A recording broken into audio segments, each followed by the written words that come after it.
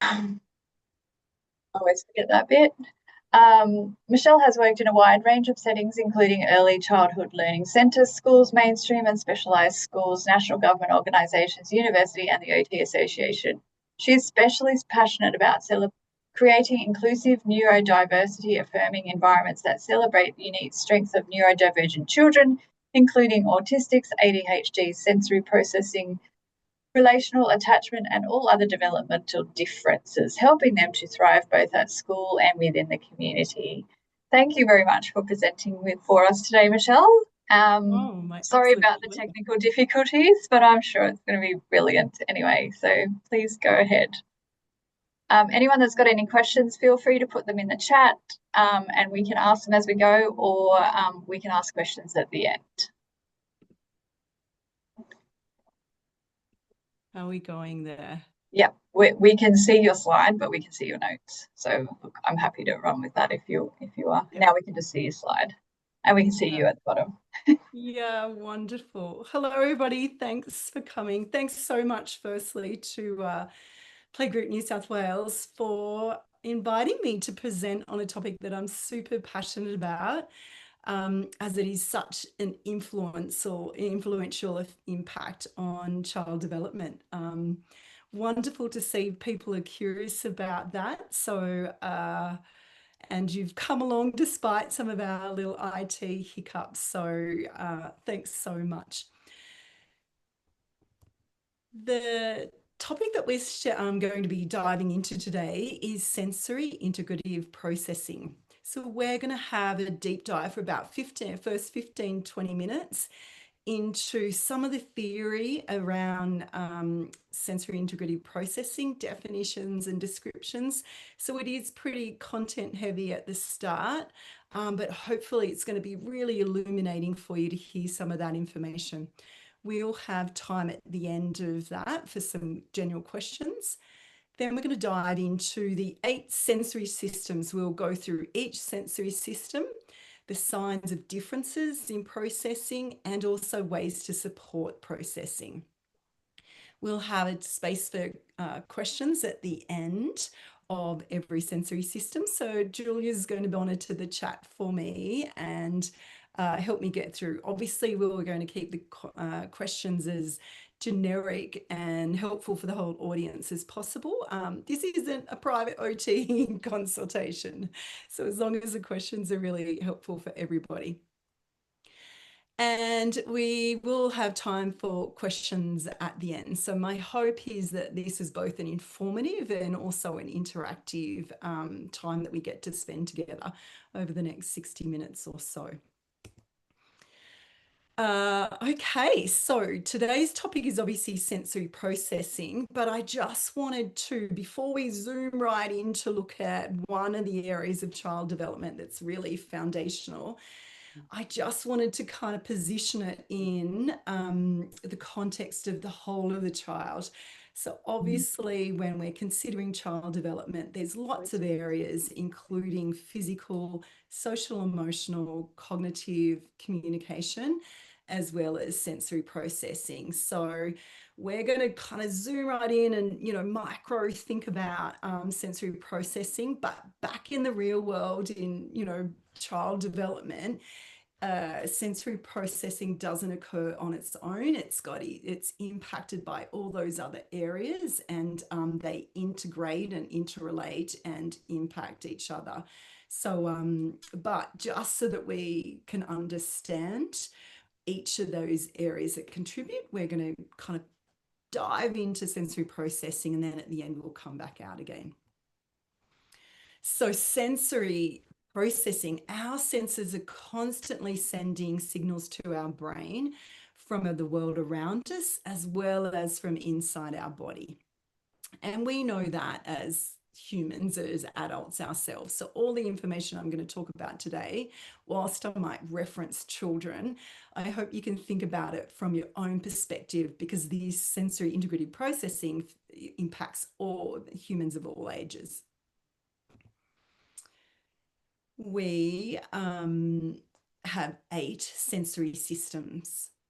5 sensory systems detect information from outside of our body, and that's our vision, our touch or tactile system, our auditory system, taste, which we call gustatory, and smell, olfactory. We have 3 sensory systems that detect information from within our body, which we refer to as interoception.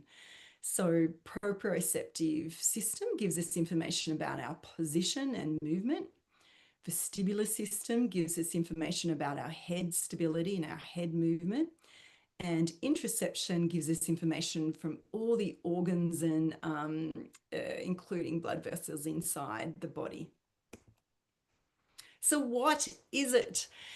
Sensory processing has got a really long history, and so research and terminology has evolved over that time. So you might have heard the word sensory, sensory processing disorder. Those terms we're tending to move away from, and we're looking at using the term sensory integrative processing. So it's a bit of a mouthful, but I'm going to try my darndest to use that language today. It tries to encapsulate sensory processing, so the processing of all information in each of the sensory systems, as well as the integration or the integrative process where the sensations interact with each other, as well as all the other functions and across the brain and the body. So sensations are integrated across the brain and body. So to our working definition today is sensory integrative processing is the process that occurs in our brain that involves detecting, analyzing, organizing, and responding to sensation. It happens continuously and allows us to safely navigate and adapt to the world around us. In each moment, our brain is determining things like, what is that sensation? Is the sensation safe or unsafe? Is it familiar or not? Do I need to pay more attention to that sound or that thing I'm seeing? Or do I need to pay less attention? Do I need to act? Do I need to move closer to find out more information about that sensation so that I can determine, am I safe or not?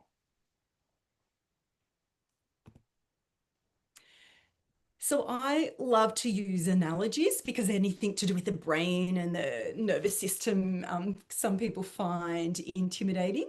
So I have 2 analogies that kind of come to mind when I'm thinking about sensory integrative processing. So I think one analogy is where we think of the brain as an airport control tower. So the control tower, which is in our brain, receives hundreds of signals every second, just like the airport control tower. The job of all those computers and all those characters, those people, are to receive the signals, sort them, decide what needs attention and what can be ignored, and what actions need to be taken.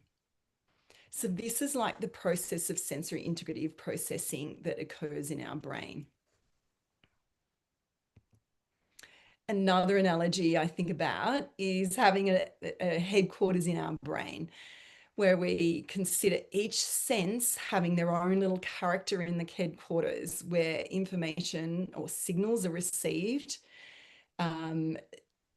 The information's integrated with other sensations, as well as other information from the brain. So the emotions, the memories, and then the little headquarters console deck here creates an order and tells the body what to do, how to respond to that sensory input.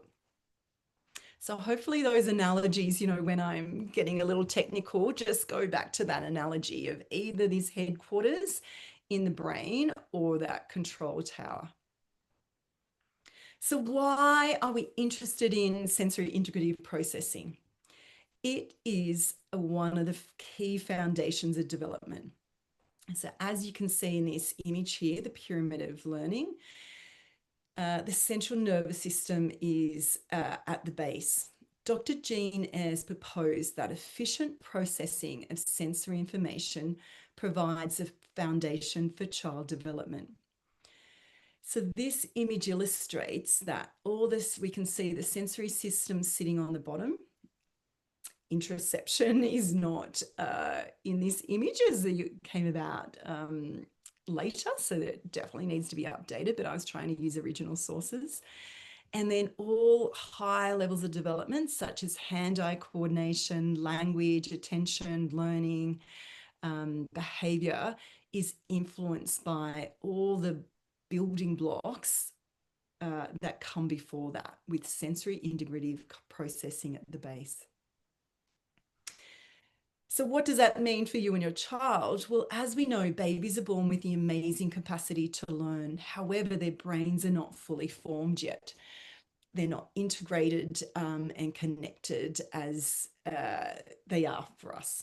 So the more opportunities your child has to move, play, and interact with you and explore a sensory rich world around them, the stronger and more organized the connections, the neural connections in their brain becomes.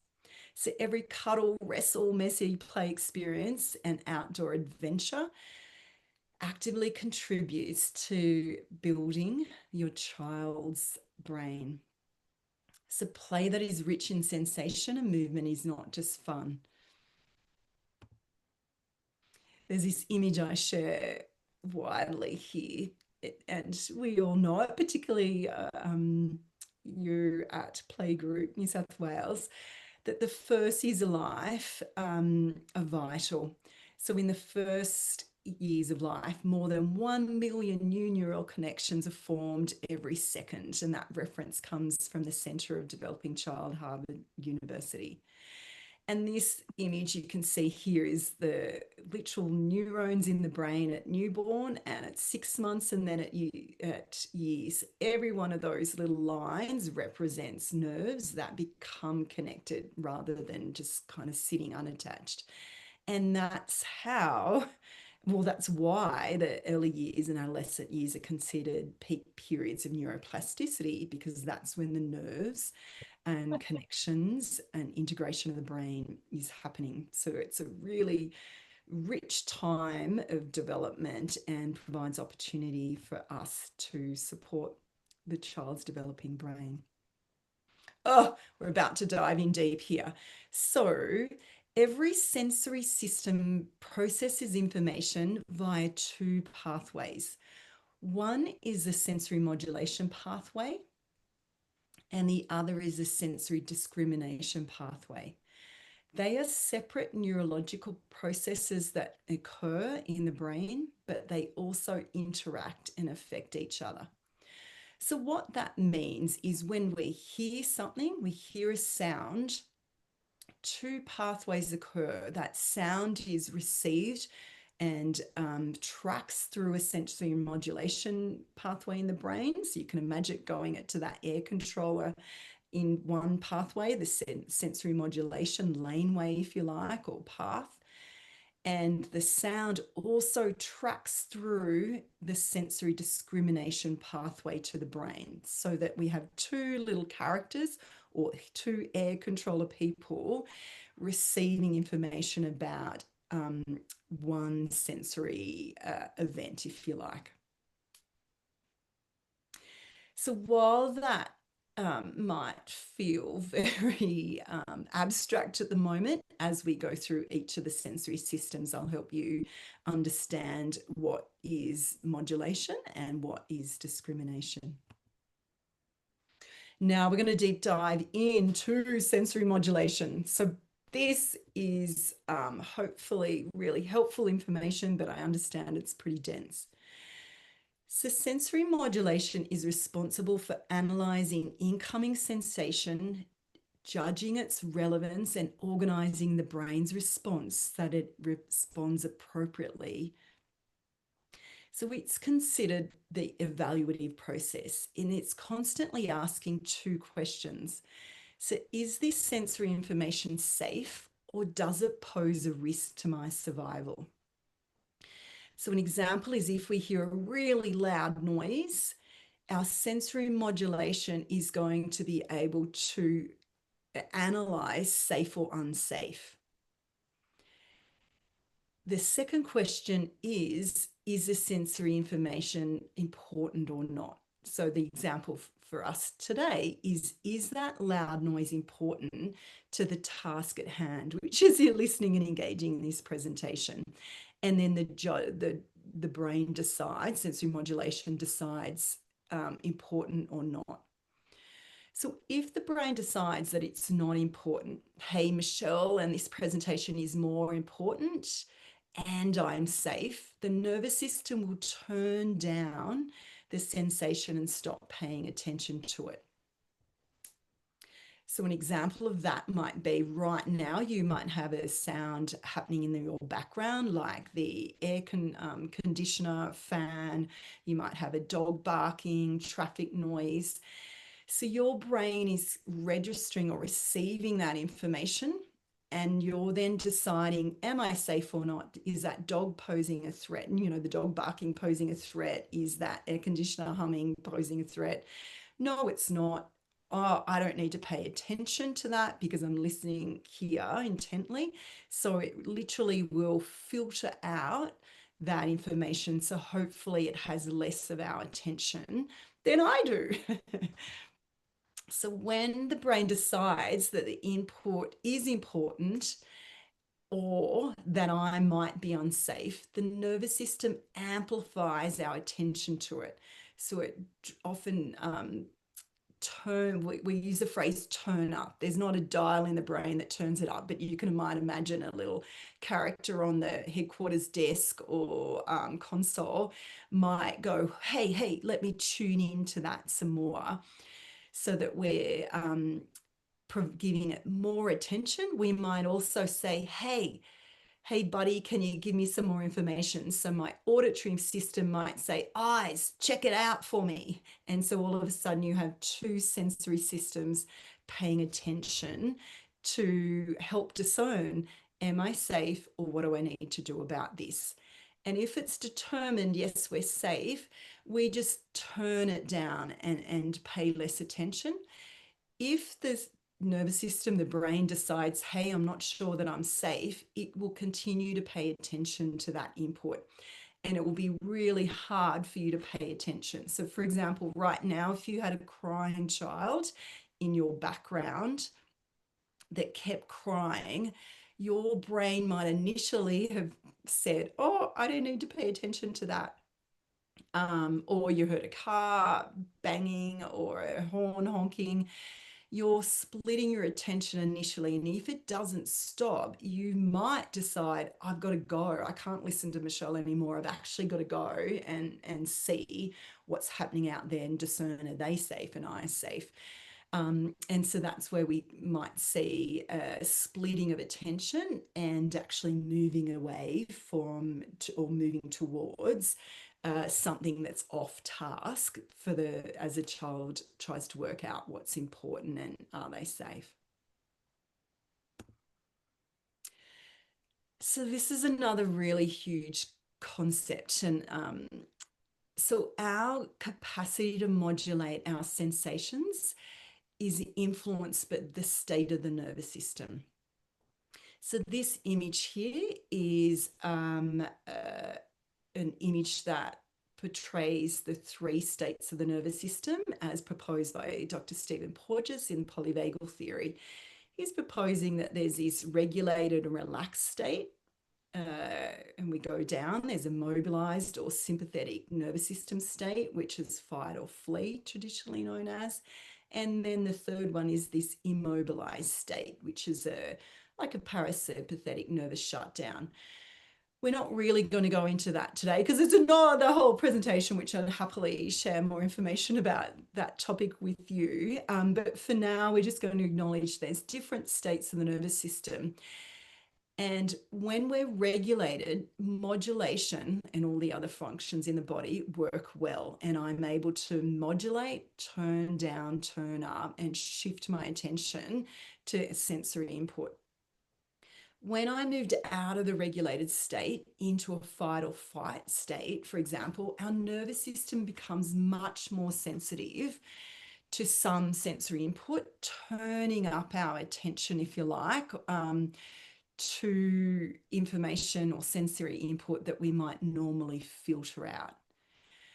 So an example is not an example, our sense of touch and hearing becomes much more sensitive when we're in this sympathetic state, when we're in a fight or flee kind of state, for the purpose of helping us mobilize and survive.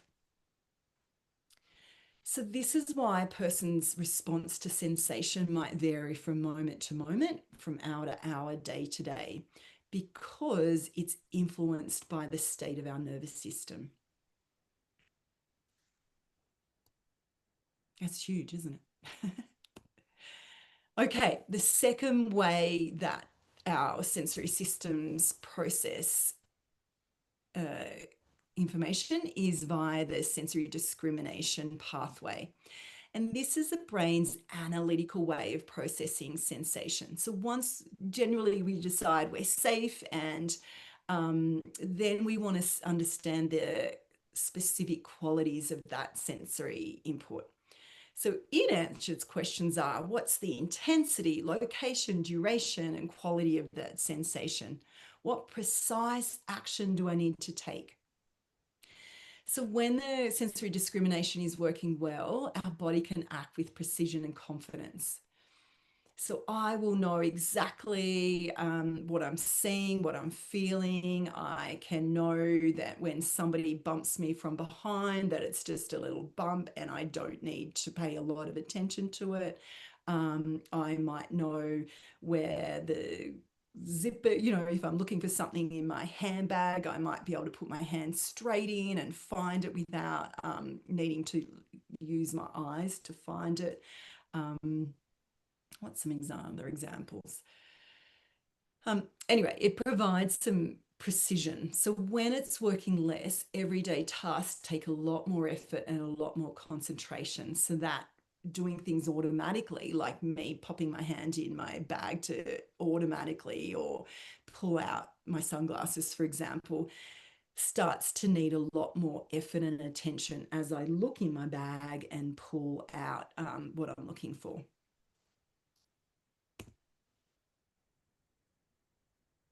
So every person has their own sensory profile.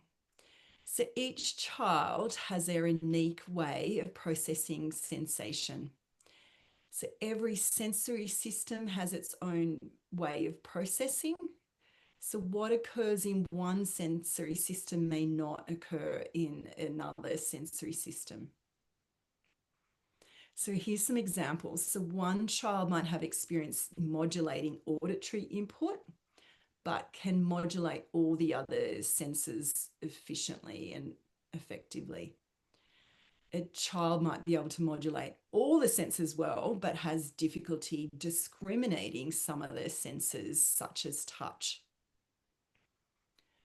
Or a child might have difficulty modulating touch input, appearing much more reactive to some touch, such as tags, crunchy clothing like jeans, wiping their face, but it appears to need much more movement, proprioceptive and vestibular input, constantly crashing and stomping. So between those systems, there's some differences in how they're processing.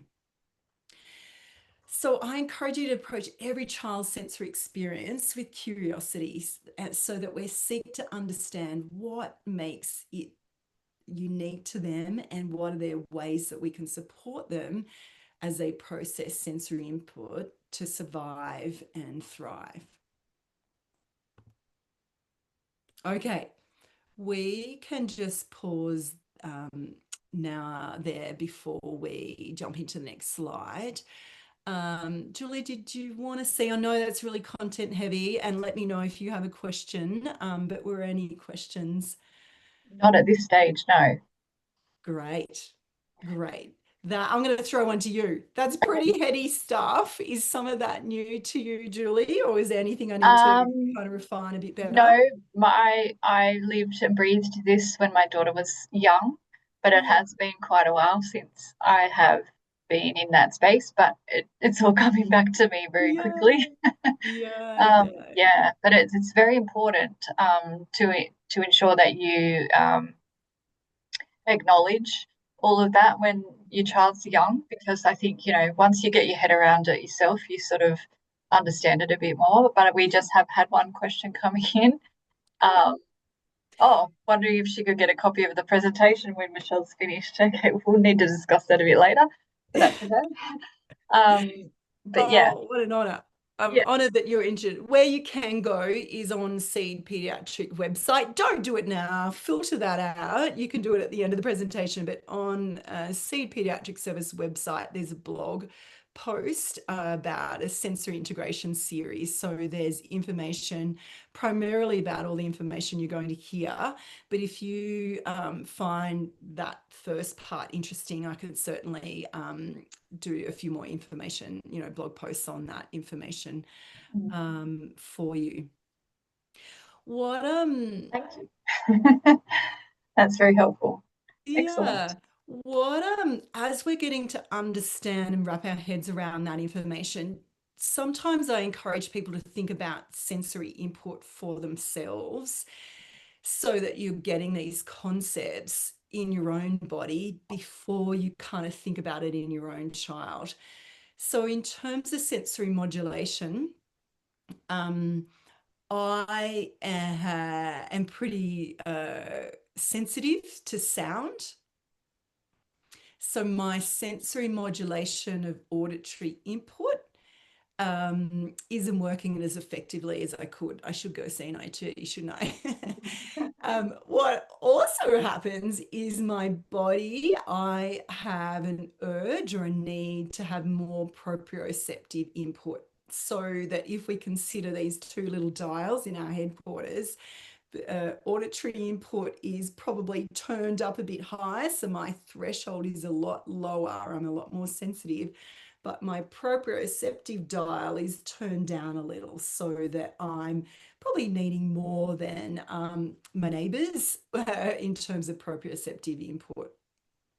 My discrimination system works fabulous. I'm pretty precise with all of my systems. So despite those modulation challenges, I function pretty well through the day, but it does mean I get a lot more alarmed if there's loud noises. And, just to that point about reflecting the state of the nervous system, today I'm excited to do this presentation. I'm regulated. It's school holidays. My kids are happily, doing their thing. The pressure's off a little bit. So I'm feeling, really regulated and able to modulate auditory input. If during school term, my kids, they're older now, but when they were bustling in the door, bags are going flying, they wanted food for morning tea, they wanted their music on, I had a hard time modulating or turning down that auditory input at the end of a workday. On weekends, I think it's glorious and fun. At 6 p.m., that is not fun. That's another, because my nervous system is taxed and I'm less able to filter out or turn down that auditory input. So I have choices. I can either ask them to turn it down because my brain's not doing it for me. I ask them to turn it down, or I have to move away because the brain isn't in my heightened state able to automatically do it like it might be able to do when I'm in a regulated state like today. I hope that's helpful. Okay. We are going to dive into my favorite system of them all, the vestibular system, which influences every part of the brain. It's located in the inner ear. It detects when our head moves. It tells our brain how fast our head's moving, which directions it's moving, and when our head stops moving. So the vestibular system is activated by everyday movements, such as movements of the head, nodding, shaking, tipping the head forward, tipping the head back, as well as whole body movements that involve the head, such as jumping, spinning, sliding, falling, in the picture of riding the bike. So wherever the head moves with the body, it's also activated. So the vestibular system supports many functions, including our ability to hold our posture upright and maintain balance, because it's acting as a GPS system that tells our body where it is in space at all times. And then it says, hey, we're leaning to the left, recruit postural muscles that'll pull you up so you stay upright, because it's protecting the brain. The job is really to protect your amazing brain so you can survive and thrive as best we can. The vestibular system also contributes to building muscle tone and strength throughout the body, as I said, especially that trunk or the postural muscles. It coordinates eye movements, particularly for tracking, which is important for reading and catching balls and, you know, doing all those kind of hand-eye coordination tasks. The vestibular system supports attention, learning, and also impacts regulation. So we might just turn into our vestibular system now, just so we all get a really embodied sense of it working. So I would like you to perch on the edge of the chair if you can. I assume you're sitting, or if you're standing. So if you then look down to your chest and then look up to the roof or the ceiling and then look back down. Now I'd like you to repeat that with your eyes closed. So closing your eyes, put your eyes down to your lap or chin on your chest, eyes closed up to the ceiling and back down to the midline. So you might have noticed some shifts in your posture, and you might have, if you did it fast, which you can do, I encourage you to change the pace, do it again fast and slow. That will be your vestibular system being activated to let you know, whoa, that's faster, that's slower. And at times, if I do it fast, I get dizzy. So we all have our unique profile, but as you get older, your vestibular system matures and gets a little bit more reactive, which is why it's harder for us to stay balanced and why falls is such a risk as people get older. Now I'd like you to put your thumb out in front of you. So straight ahead, arms out, thumb out. What I'd like you to do is shake your head like you're saying no. So maintain your eyes on your thumb and then move your head as fast as you can backwards and forwards. I'm good. How are you? Pardon? Oops, I think I heard someone. Yep, all good. So once you've done that with your eyes on the thumb, next I want you to do the opposite. So now keep your head still and your eyes on your thumb, but we're going to move our thumb across in front of us from shoulder to shoulder, so quite wide. So that's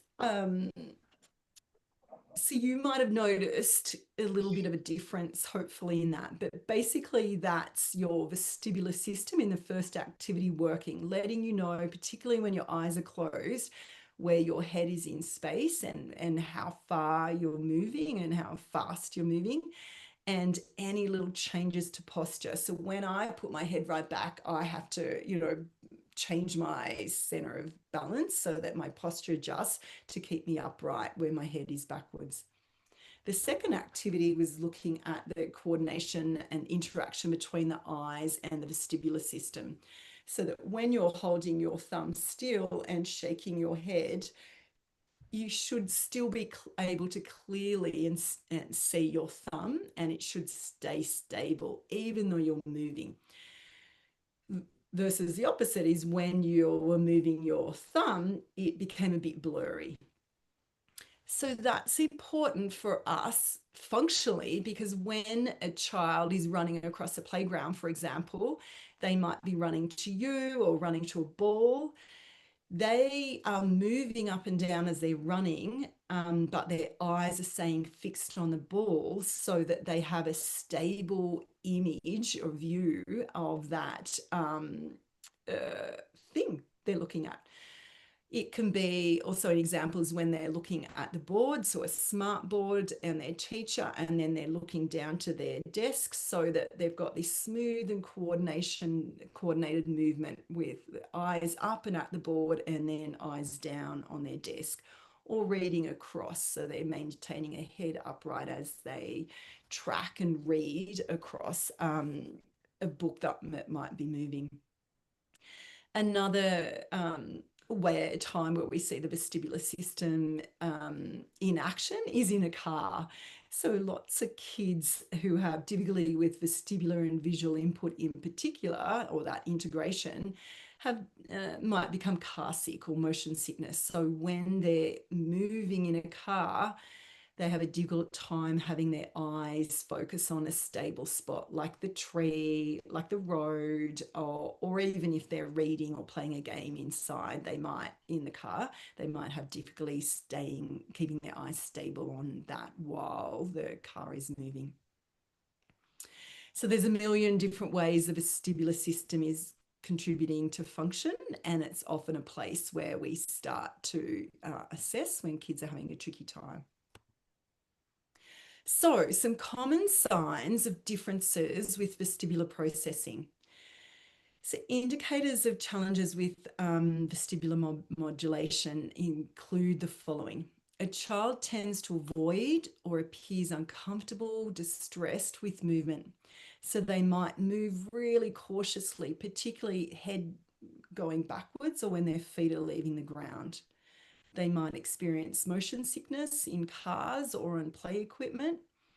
They might have a reduced sense of direction. So they appear or feel lost in space, where they feel uncomfortable with lots of movement. So on a circular swing, for example, or a slip and slide at the park.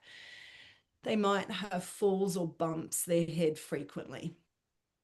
Again, that's indicating those systems aren't supporting that body to know where it is in space and those postural adjustments. They might have delays in milestones that require postural stability, such as holding their head up, sitting, crawling, pull to stand and walking. Or a child might tend to engage in a much more movement. So they're moving constantly and intensely, running, jumping, spinning. They don't seem to experience dizziness after an extraordinary amount of spinning, and they have difficulty sitting still for periods of time.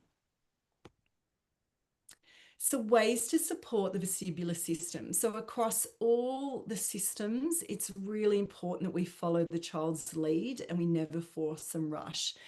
The reason is we're considering that concept of state dependency, that as soon as you move the child from a regulated state by moving too fast or where they feel uncomfortable, then you're moving them into the sympathetic nervous system state, possibly, or the parasympathetic, but they certainly might be moving out of a regulated state, which is where we want to improve the processing of sensory input. So that's why we follow the child's lead and attune to them rather than never forcing and rushing a movement. So for children to tend to avoid movement, we join with the child as they experience movement. So we might go down the slide together. So that's because we're offering ourselves as co-regulators to signal safety, and it might help dampen down that sense of alarm with that vestibular input. We can offer gentle, slow, rhythmic movement. So swinging slowly on a swing together backwards and forwards might be tolerated much more than rotary movement where you're spinning around.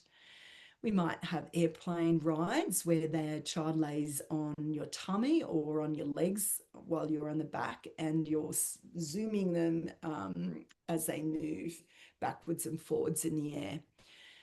You might bounce them on your lap, so you're going up and down in a linear fashion again rather than rotary or spinning.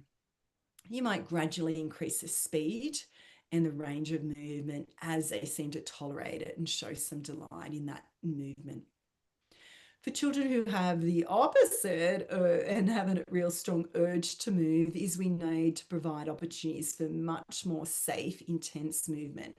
So jumping on the trampoline, riding a scooter on the tummy, which is in the picture here, sliding down a swing, fast slides, gently tipping their head backwards over a gym ball or over a lap or bed. Lots of kids naturally want to have their head upside down, particularly on the lounge seems a common one. So they're seeking that intense vestibular input because their body feels better for it. Okay, so before we dive into proprioceptive system, is there anything, any discussions around the vestibular system?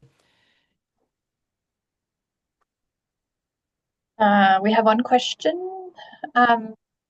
When we refer to regulation, are we referring to only physical body regulation, or can other types of regulation, such as emotional and self-regulation, also be included? Yeah, definitely.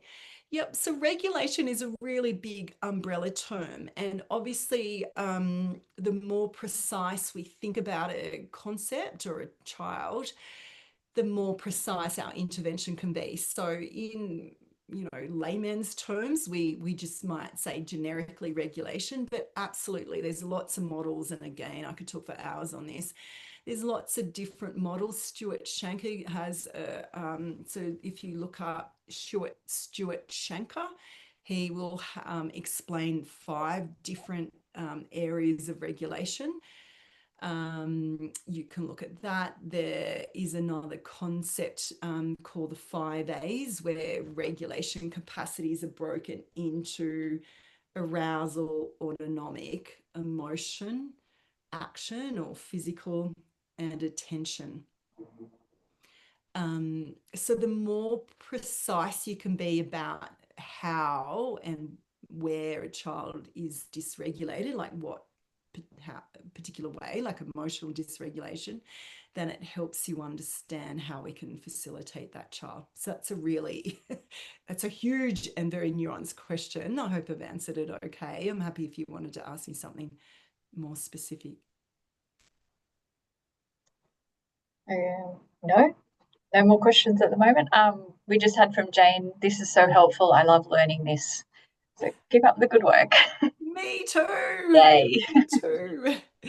Do you know why? Because it can explain so many ways. I love it because it's a really positive wealth of knowledge you can add. We all want to better understand a child beyond they just got bad behavior, they're just being naughty, they're just attention seeking. Like, I just don't even want to think about those frames of references. And so when you understand or learn more about information like this, it can be like, oh my gosh, now I know why they never want to clean their teeth, because they might be tactile, modulation issues in the mouth. I know why they don't want to wear particular clothing, because it might be. So it just helps us be really curious to understand or ask questions about why their kids might be acting in a way that they are.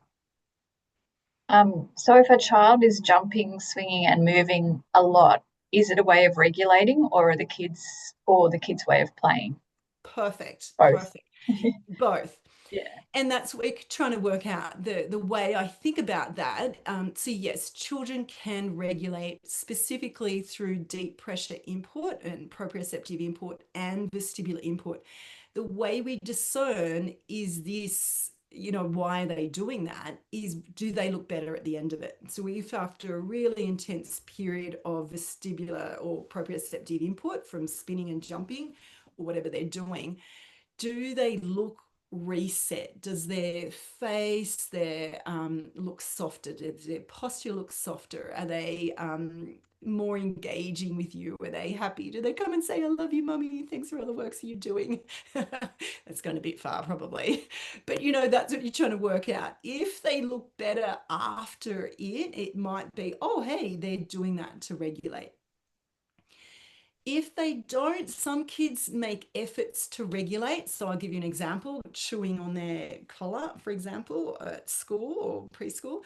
So that might be an indicator that they're attempting to regulate through the mouth, deep pressure, proprioceptive input through the mouth, but it's not intense enough. So a whole lot of kids do lots of movement that isn't intense enough to have a regulatory quality to it. And so they're kind of stuck in this jumping, jumping, jumping, jumping. Or it might not be self-regulatory at all. It might be that the sensory modulation system isn't working as effectively as what it could, and that indicates that vestibular modulation challenge. Great question. Yes. Okay. That's all for the questions. Oh, hang on. One moment. Oh, no, all good. Just a thanks. Please continue. Fabulous.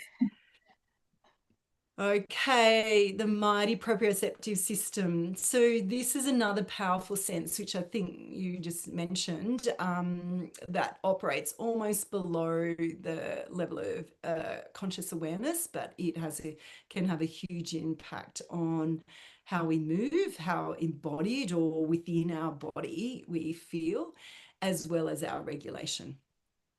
So the receptors are located in our muscles, tendons, and joints, and constantly send information about where our body is in space without us needing to look. So how much force our muscles are applying, so not too hard, not too soft, the just right Cinderella kind of amount of force.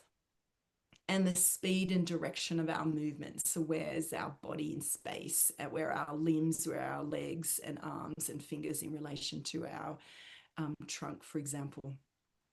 So the proprioceptive sensory system supports our ability to move with coordination, precision. So all the athletes you're seeing in the World Cup at the moment have got very precise vestibular and proprioceptive systems happening, which is why they can do really athletic looking things pretty automatically.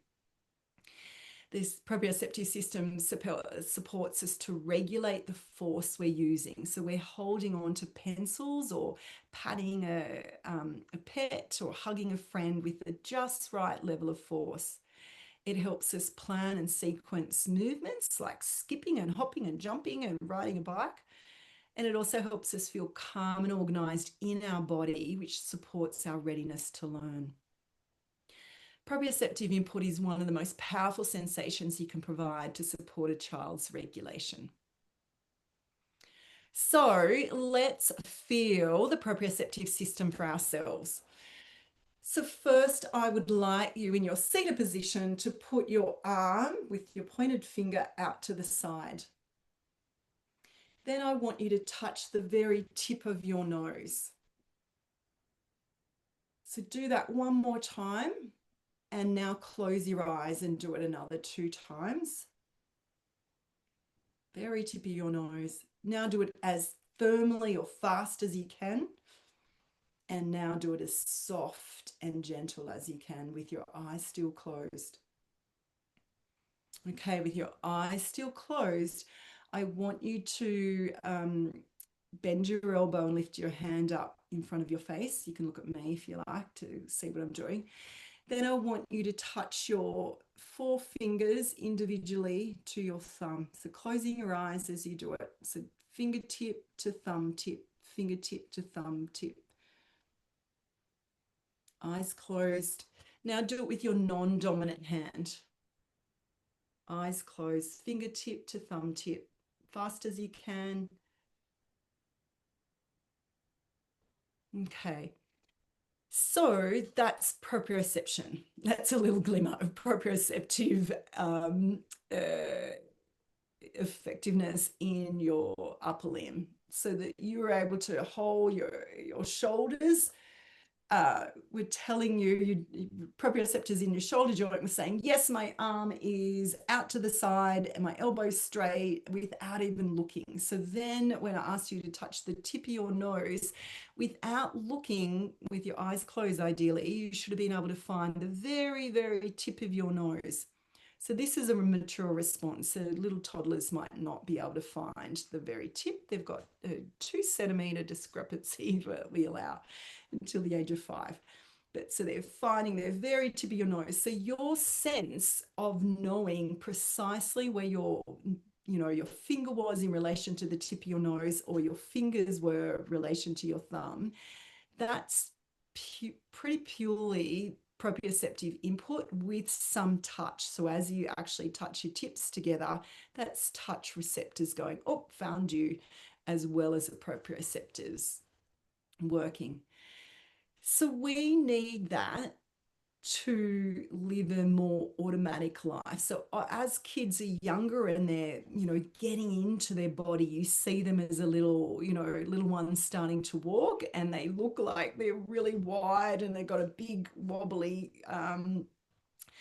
walking pattern on them. Gradually, as those proprioceptors, as well as the muscle strength and endurance, and the synergy of muscles working together all fire up, the feet come in and they walk a little bit with their feet close together and more precision, and without too much, with good proprioceptive and vestibular processing, they're able to walk and run, and pretty soon they're leaving you. They're out the room. So that's proprioceptive system. I hope you were able to kind of feel your very efficient system and the confidence in that. If you have good proprioceptive input, when I ask you to do those things, you're like, yeah, I can do that. So kids and people who don't have really good proprioceptive discrimination are like, oh, where is my nose? And it starts to influence their belief or their capacity to do the thing, and therefore the belief in themselves to be able to kind of do things with a sense of success. So some kids are less likely to try new things. Okay, so common signs of differences with the proprioceptive processing are, so this looks at proprioceptive modulation. So children tend to engage in much more intense input. So they've got this really strong urge for more intensity, lots of pushing, pulling, crouching, jumping, hanging, and other kids might not be. They're still going for it. They might use too much or too little force when holding their knife and fork, or patting animals, giving people cuddles, that kind of thing. They might bump into others where they're really less aware of their personal space, where they are in relation to other people, and the force with which they're moving. Alternatively, children might be unsure where their body parts are without looking, so they have real difficulty imitating. Some little kids, when I ask them to do things like that, really have to stare at their own fingers, and it's like their vision is guiding their fingers where to go, rather than like, hopefully we were like, yeah, I don't even need to look to do that. Once you did it once and understood you were doing it correctly. So they might have difficulty doing anything with their eyes closed, particularly at night. They might not like the dark. They might also have difficulty doing things where their vision is partially blocked. So putting their feet in trousers, for example, where they can't see their feet anymore, they mightn't feel where their leg needs to go to get to the end of the trouser leg, or to get into the boot, for example. So when they can't see it, it's almost like it doesn't exist, to be honest, which sounds fascinating, but when you see it, you kind of know that that is how some people perceive it. Difficulty holding the right force, difficulty moving their body with precision. So they're moving arms and legs when they're getting dressed, undressed, manipulating buttons, socks and gloves accurately can be really tricky. So ways to support proprioceptive system is to give lots of whole body movement against resistance. So all the pictures in the slide can help give you some clues, but we love lots of pushing and pulling and lifting and crawling over and under obstacles, crawling up a slide at the park, having tug-of-war games, carrying loads like the water can or the shopping, or whatever it is. So animal walks, so games like frog jumps, bear walks, lizard crawling, anything where they're really having to use their whole body to lift up against gravity. we can be giving proprioceptive input very targeted. So we can give it to the hands with lots of intensity, squeezing, pulling, poking, pounding mud and Play-Doh and clay. So just lots of force that they're using in their hands, because that's their little way they manipulate the world around them. So they need to be very precise. And also in the mouth. So we can give a lot of intensity in the mouth, which by providing chewy foods, crunchy foods, doing things like sucking a smoothie through a straw. So you're having to really pull on those muscles in their lips and the cheeks to pull up the liquid. Again, so lots of kids who are kind of chewy, I don't want to say sucky kids, but kids that are, got a lot of things in their mouth all the time. This is where we can add more intensity on purpose, particularly through the foods they might eat. Okay, that's the end of the tactile, the proprioceptive system.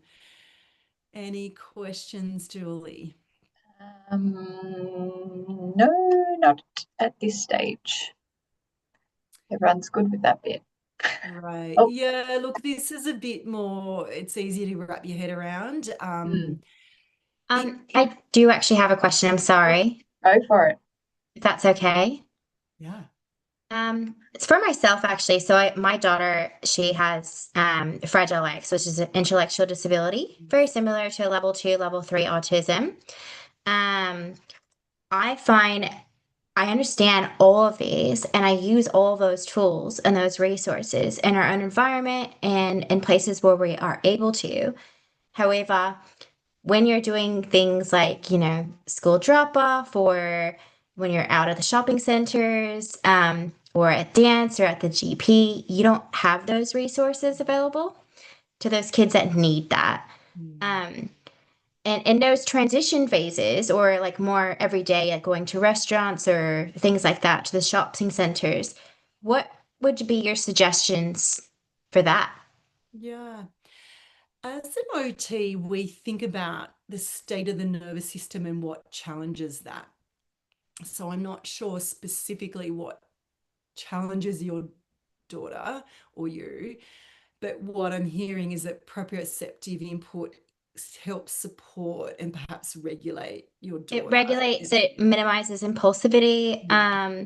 and also, but I find that across the board actually quite continuously, even with other people that have autism as well. It could be around impulsivity, regulation, aggression, not absconding, things like that. So how can we use that in our everyday life things we Yeah. still have to do? Yeah, absolutely. And it's like analyzing your whole day and trying to work out, where do I need to insert proprioceptive input, and how can I do it with the most intensity? So it's often, you would have interacted with OTs before, but often there's a term called a sensory diet, where you consider sensory input much like you might food. So, and some input, like food, has more value than others. So, for example, if you're starving, you would want a really nutrient dense meal that has a protein, carbs. Yes, you want your macronutrients in it, but you might have, if you're an athlete, you might have 5 dense, nutritious meals across a day. So we can think of sensory input in the same way.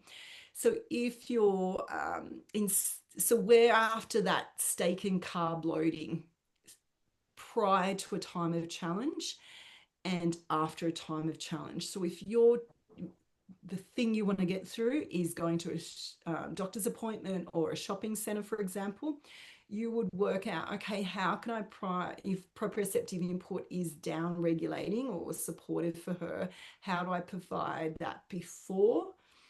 And I'm not sure, you'll have to work out what's the most effective way to do that in the least duration and the least frequency, so that that's her main meal of proprioceptive input before. Do things in the vehicle while you're traveling. So it might be, I'm not sure if you hooked in with an OT that might do weighted blankets or weighted toys. There's tight clothing that you can use that provide, ongoing proprioceptive input direct to the trunk of the body, which is very influential. You might layer it with other sensations. So you might go, do you know what? Auditory input is also regulating for her. So I'm going to pair intense proprioceptive before the car.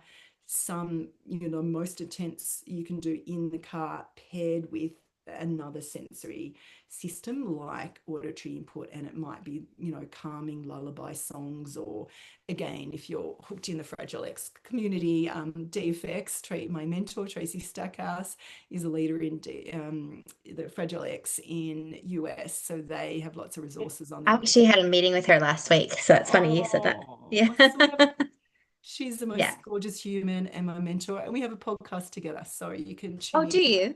Good to know. Spirited What's your podcast? Conversation. Sorry. Spirited Conversations, Okay. elevating, engaging pediatric OTs. It's very OT focused, but yeah, I'm sure there's lots of pearls in there. So Trace is amazing. So yeah, that's kind of the concept of working out what's the most effective way to provide intense regulating input, and can I prior and after the thing that's the most challenge, and how do I layer on others. When I'm in the car, transitioning is a perfect way.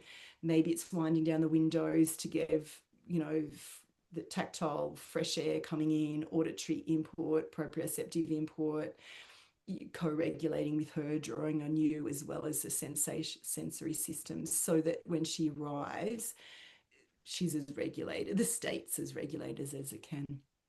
Yeah, no, that's really great tips. We find food is definitely here a regulation, but everything Yeah, else but you've it's mentioned is very interesting. quite clever too, like little weighted blankets, Yeah. tighter So what I'd be clothes. curious about, Sonia, and we'll get into the mouth in a minute, is if it is actually food and it's some nutritional input, or it's just proprioceptive input through the mouth. So it may or may not be that she's seeking food. It just might be, I want to use my mouth to help regulate.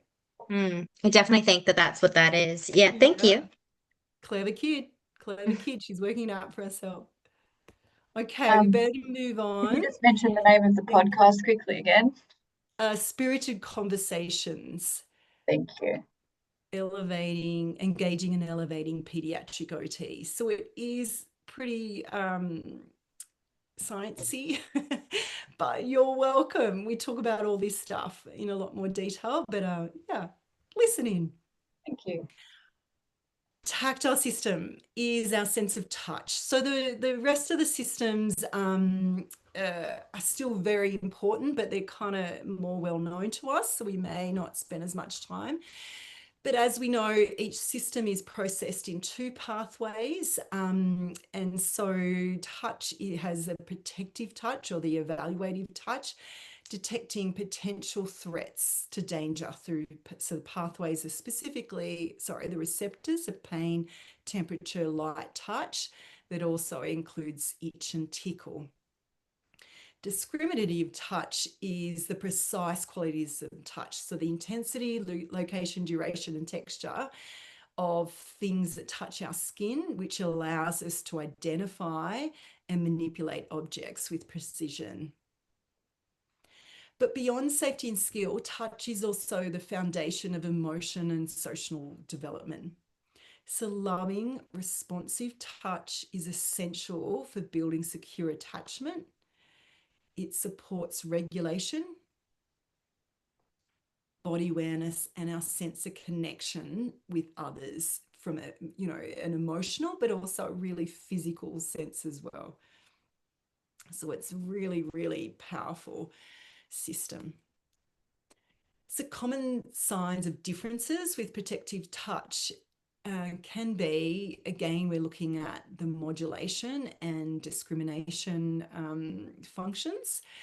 So when we consider modulation, they might dislike or feel uncomfortable with some touch, and they tend to avoid or be selective about the things that touch their body, particularly their hand and their feet, as that's got the most number of receptors in them. So things like ground cover, sand and grass, or things on hands, sometimes the mouth as well. Certainly lips and in the mouth can be included in that as well. So they might be irritated by tags on clothing, dislike having their hair cut, face washed, teeth cleaned, all those grooming activities. They might avoid or actually dislike and run from you in sunscreen application. They might get discomfort with some fabrics, refusing to wear or not wanting to wear fabrics. And they might prefer to have no or minimal clothing, so there's no clothing touching their skin. Alternatively, some kids really want to protect all their skin, and they might want to have their hoodie on, their long sleeves on, long legs on, even though it's might be too hot for that, for the purpose of avoiding anything else touching their skin. Some kids look to increase touch input, tending to touch everything and having this kind of insatiable desire to have something in their hands and or mouth or on their skin at all times. So they're touching things, fidgeting with their hands, with their hair, fabric or their skin, or they might be putting things in their mouth. So when discriminative touch is less efficient, a child will have difficulty identifying the precise qualities. So they might have difficulty doing up buttons and zippers, holding pencils in a nice mature pencil group. Their handwriting might be lacking because they can't manipulate the pencil, but they also can't form the shape of the letters precisely. They might have difficulty finding objects through touch alone. So that, example of diving into my handbag looking for the thing, they are often, pulling a bag open, their little bag from Care Learning Centre open to actually find the object that they want, rather than just zipping their hand in to pull out their lunchbox. Their hands or fingers might seem imprecise. It's almost like they're wearing gloves. So they're just a bit, I don't like to use the word clumsy, but you can just see them fumbling a bit more, like we might if we were trying to do beading or hand sewing with gloves on rather than our really precise fingers. Another telltale sign is they tend to look intently at their hands when they're picking up something or manipulating. So that idea, when I was doing touching the fingers to the thumb, they might really just stare down their fingers so that they can see, am I touching? Am I got it yet? Because the touch receptors aren't receiving, hey, I got you, we're touching. They need to find that information out from the visual system. So ways to support the tactile system, again, because touch is so influential to state and a sense of connection to others, that we need to be slow and steady and follow the child's lead. So with that in mind, we can just provide lots of opportunities for deep pressure touch and proprioceptive input with the aim to reducing sensitivity of the touch receptors. So this is a bit of a complicated phenomena, but basically deep pressure touch and proprioceptive input act as an inhibitor to the light touch receptors, so that when we do provide seating like bean bags or snug corners, allowing them to squish in behind the lounge or under the bed, using heavy or weighted toys or blankets, doing lots of heavy work, carrying, pushing, pulling, that allows the proprioceptive system to support the tactile system to become more ready to engage or be touched or have input on it.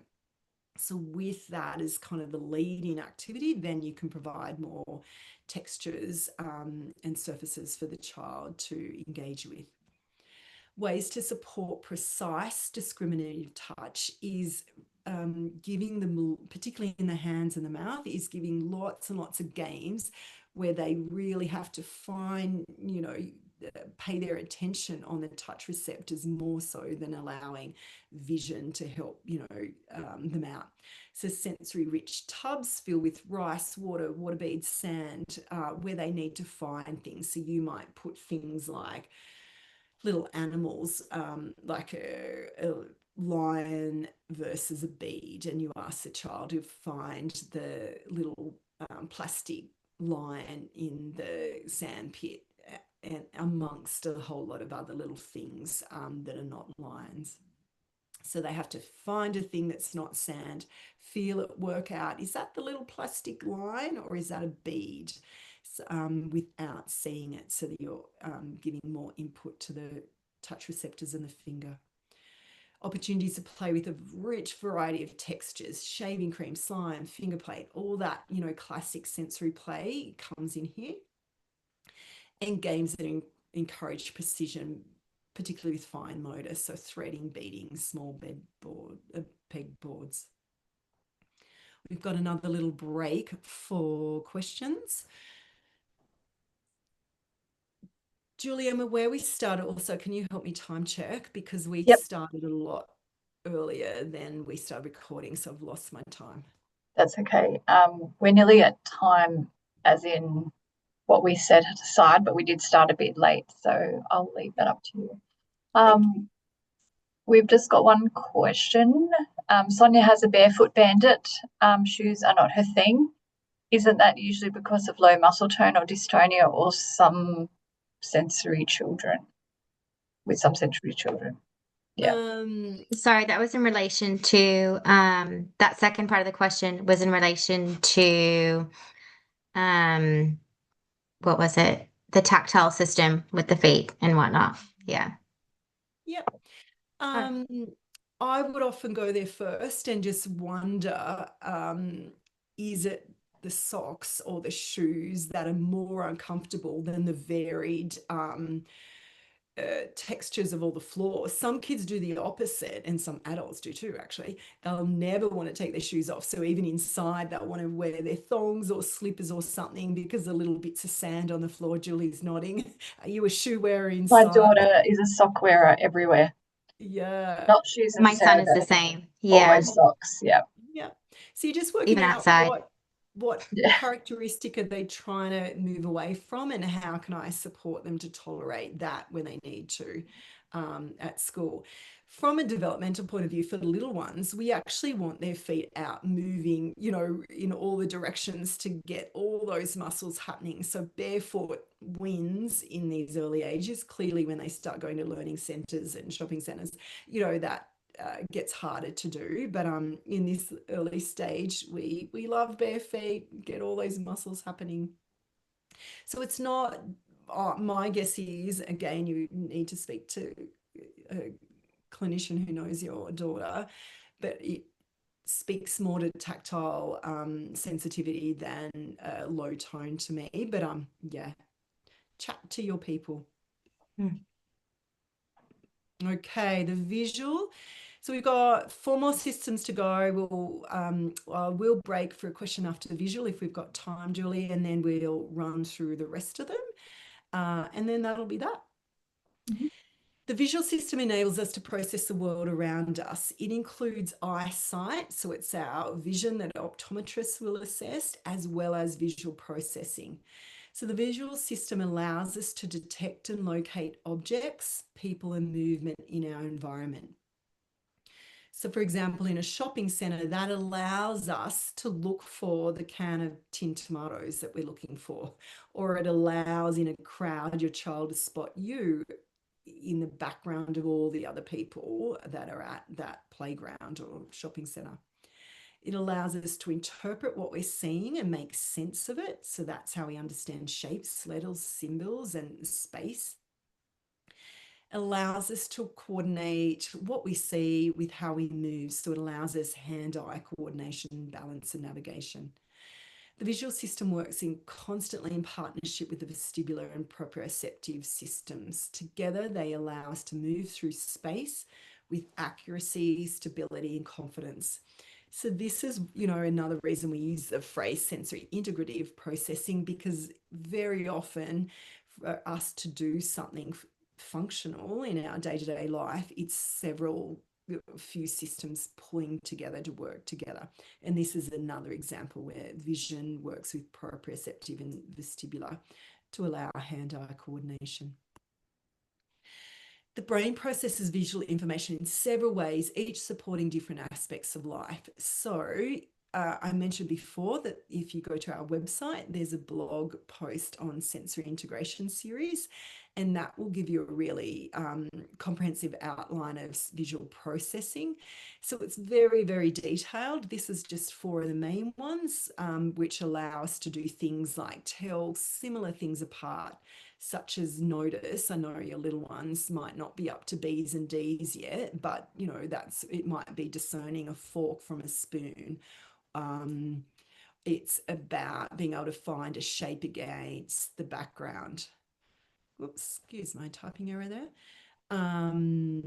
It's visual motor tracking, so being able to use our eyes with our hands, so catching, cutting, scissors down a line, and following a moving object. So that's involved in reading as well as all ball sports.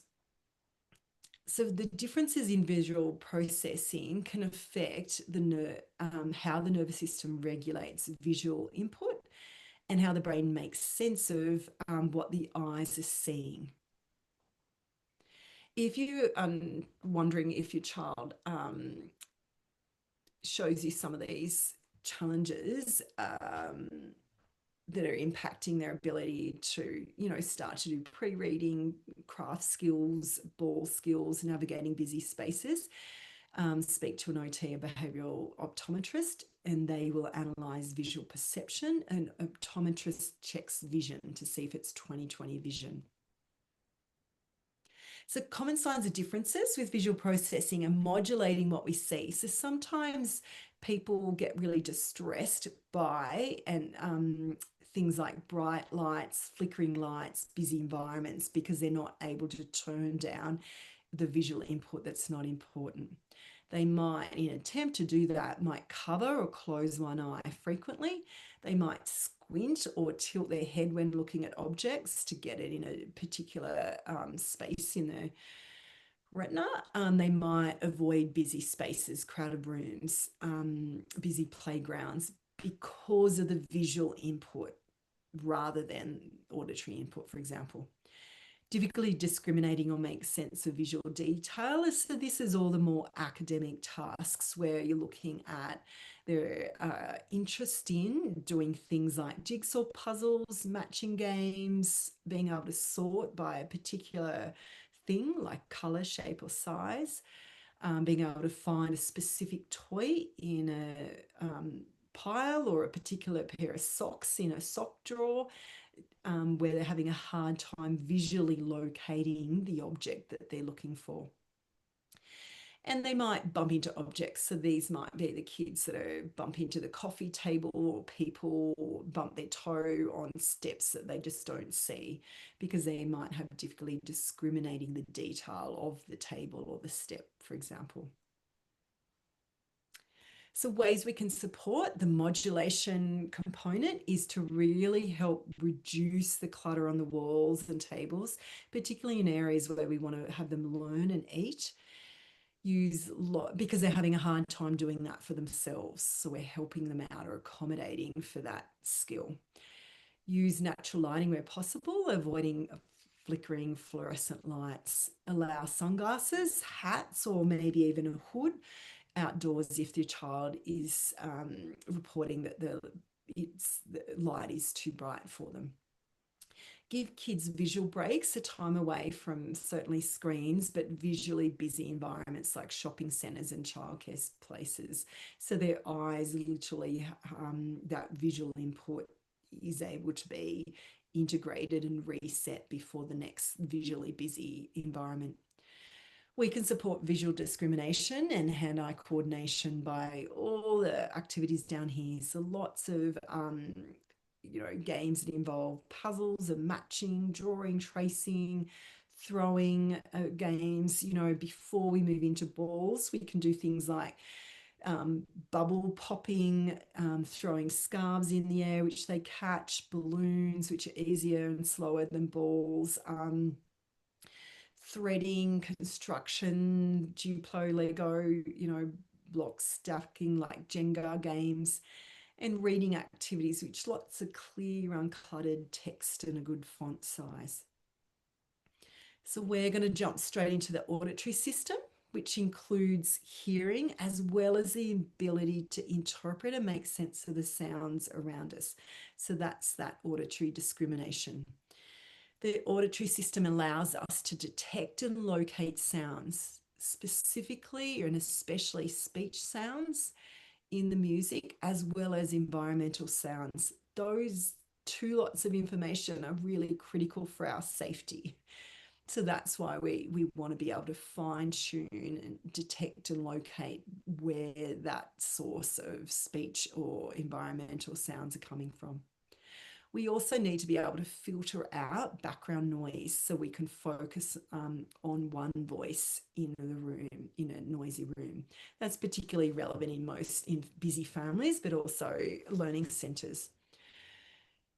The auditory system supports our spatial system, so we know where we are in environment through sound localization.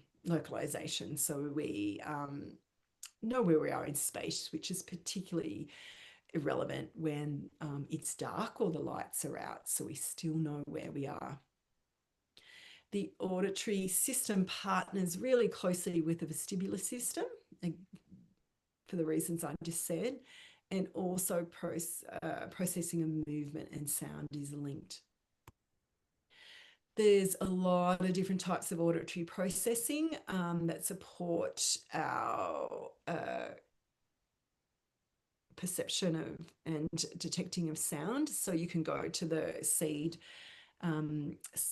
blogs for the sensory integration series for a big list. Again, these are the top 4 that I pulled out. So our children need to be able to identify where sound is coming from, discriminate between sounds that are close together, like a b and a d, cat and a bat, recognize patterns, mat, sat, fat, all those kind of rhythms that help build our phonetic awareness and language and communication development.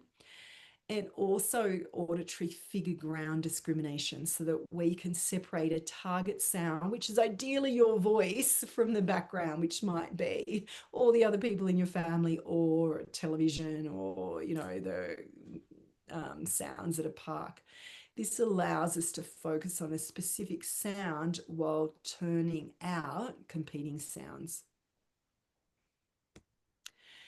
So common signs of differences with auditory modulation are they either respond strongly to sounds such as loud or sudden sounds and low frequency sounds. So lawnmowers, hairdryers, thunder, car engines. Often that comes from evolution, because loud, sudden sounds, particularly high-pitched, are like lightning or fire.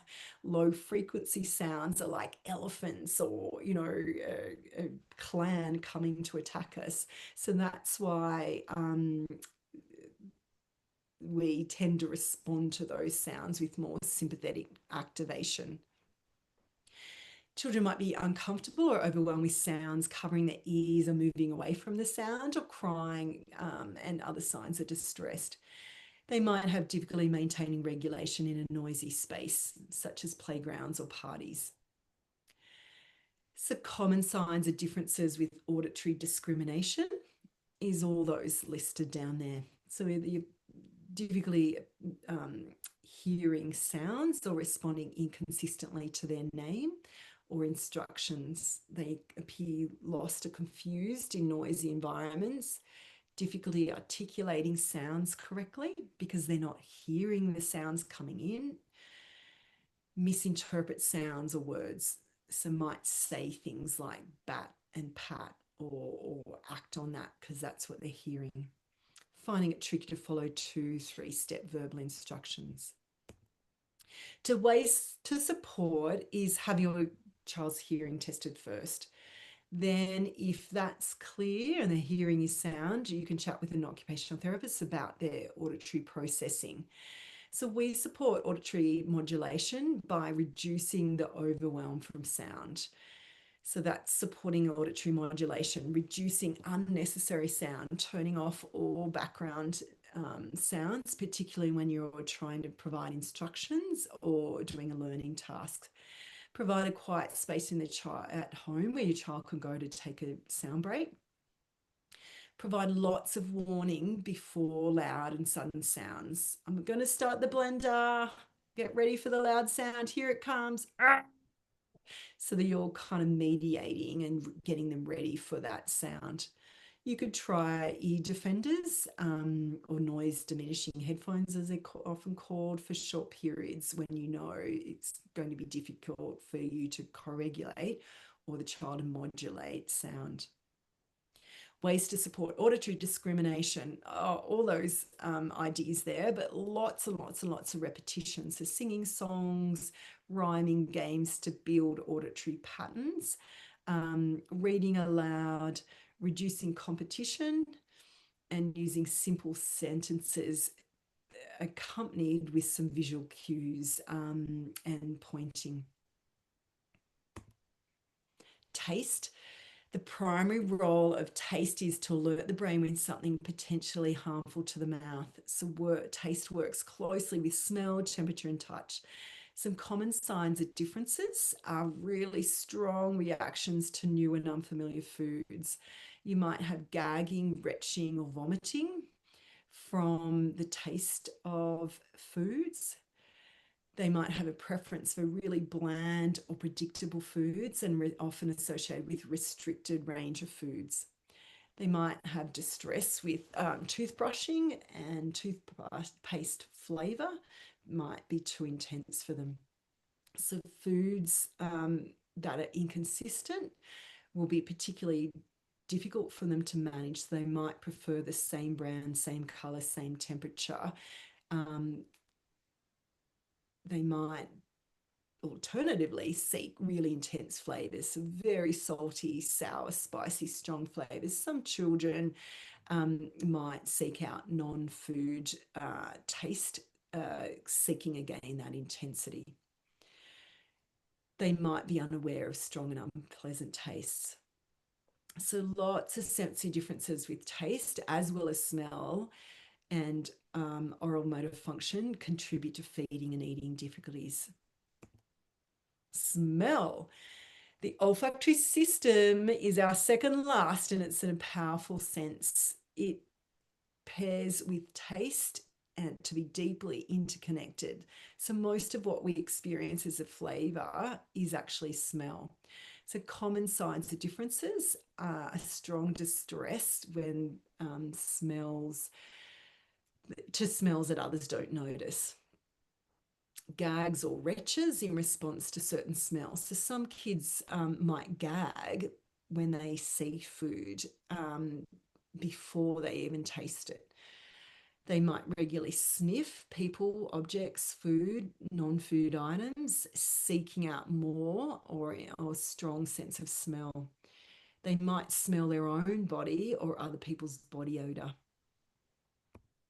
Lucky last sense is interoception, and it's really the last sense to be added. Interoception is our ability to sense, notice, and understand what's happening into our body. So the receptors are located in all internal organs and in major blood vessels and can send signals to the brain about our internal state, including hunger, thirst, fullness, bladder, bowel, breath rate, heart rate, temperature regulation, and all the autonomic functions, energy, fatigue, tiredness, physical sensations that accompany emotions. So they might not feel, there's receptors to feel a tightness in chest, a change in heart rate, a sense of what we might call butterflies that accompany, they're the body signs that accompany what we know as feelings or interpret as feelings. So interoception is the foundation of self-regulation, including emotional awareness. it is difficult for a child to learn to self-regulate if they have difficulty sensing what's actually happening inside their body. So common signs of differences with interoception, they appear not to notice internal signals of hunger, thirst, fullness, or that they need to change clothing because it's too hot or too cold. Or if they're using continence aids, they might notice that they need to change those. Delay or difficulty in toilet training, because that tend to rely on the cues of others telling them it's time rather than their own internal cues of pressure of bladder or bowel. They might appear unaware or overly aware of pain, injury, and illness. They might have difficulty identifying or naming the feelings they feel if they don't receive input from the body signs that we associate with emotions. These can look like behaviour of defiance, inattention, but they really might stem from differences in interoception. So ways to support interoception is to build their awareness through consistent, warm, curious conversation about what's happening in their body. So you could offer really regular body check-ins at different times of the day, so before meal times or at the start or end of the day, creating this idea of a pattern of checking in or scanning yourself to see how all those functions are going. How's your thirst? How's your tummy? Are you full or empty? You know, how's your bladder and bowel? How's your temperature? You name and notice. So help your child connect with the body sensations. So you can do that by sharing your own internal experience. You could say things like, oh, my mouth feels really dry. I think I must be thirsty. You could name their body signals. Oh, I see your body looks red. I wonder if you're feeling warm or feeling hot. Allow them to identify the solution. So they might then say, oh yeah, I feel hot. So then your self-regulation is about knowing what to do next. Oh, I wonder if what your body's trying to tell you. I need to take my jumper off. Yeah, looks like you need to take your jumper off. So build a large bank of words, and that helps describe internal sensations. Some kids don't have a lot of words to describe how you're feeling.